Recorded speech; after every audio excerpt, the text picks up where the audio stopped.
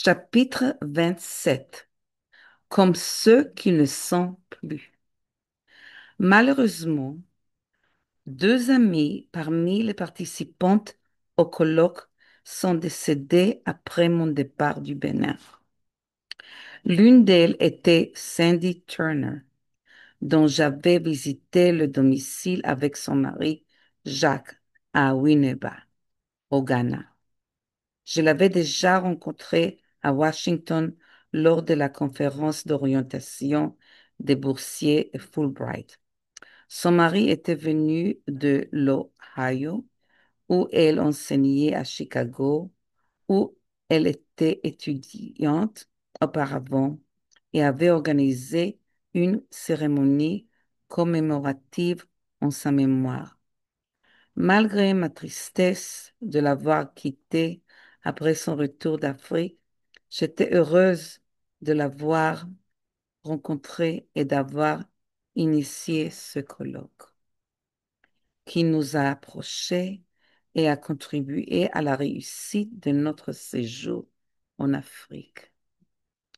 Elle a tellement apprécié ce séjour qu'elle a demandé à rester au Ghana une année supplémentaire.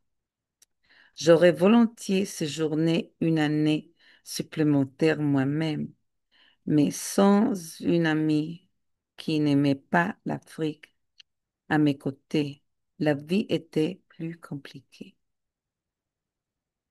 La deuxième personne décédée était Olivia Tieta de notre institut de Porto Novo.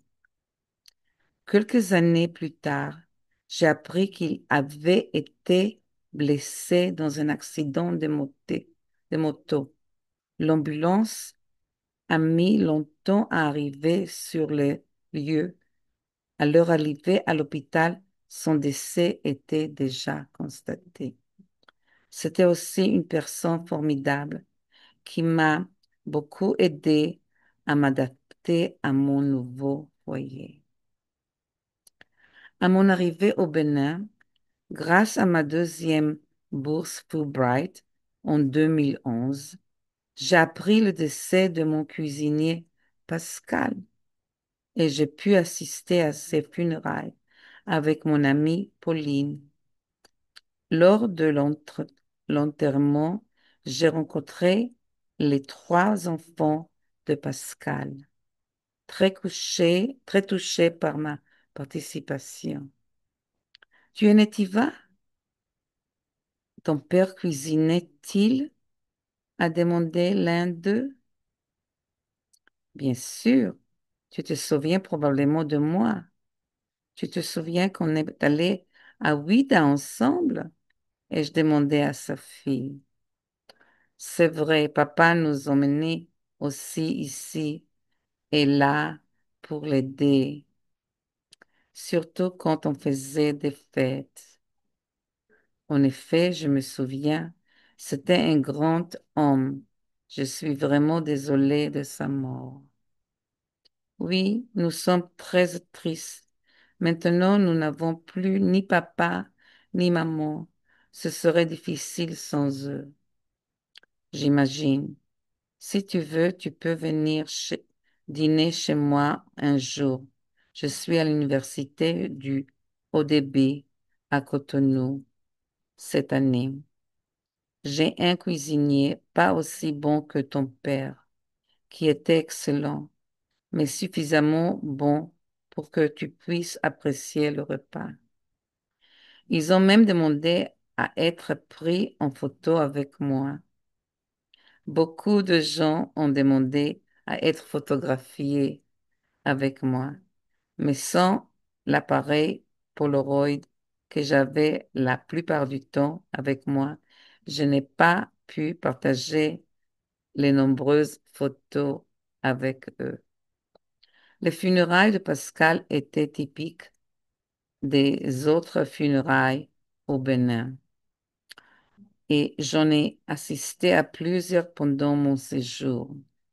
La plupart des personnes invitées à un enterrement particulier achetaient le même type de tissu africain et chacun cousait un vêtement différent.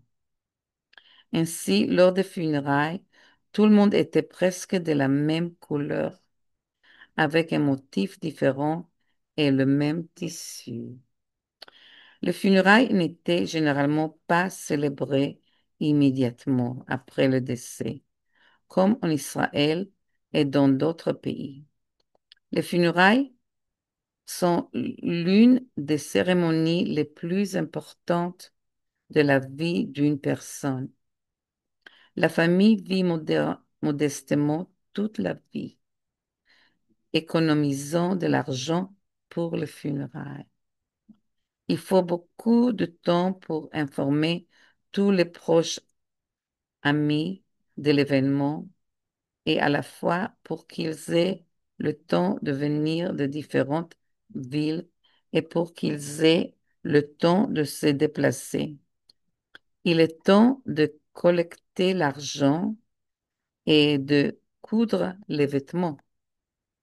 Lors des funérailles, célébrer la vie du défunt, prendre un bon repas, inviter un groupe à jouer et boire un verre.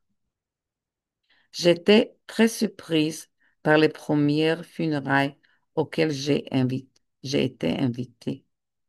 C'était celle d'un Aram qui avait vécu plus de 100 ans, une rareté au Bénin. Je ne comprenais pas pourquoi tout le monde se, se réjouissait. Soudainement, on m'a expliqué que le défunt monte au ciel et rejoint ses ancêtres et qu'ils étaient donc heureux pour lui. Le corps est parfois congelé pendant quelques mois jusqu'au moment de la cérémonie. La plupart des défunts que j'ai rencontrés étaient plus jeunes que moi. Ils n'ont tout simplement pas dépassé 50 ans. Un seul enterrement a été sans grande joie, celui d'un garçon de 16 ans tué dans un accident où j'ai ressenti pour la première fois la douleur de sa mort.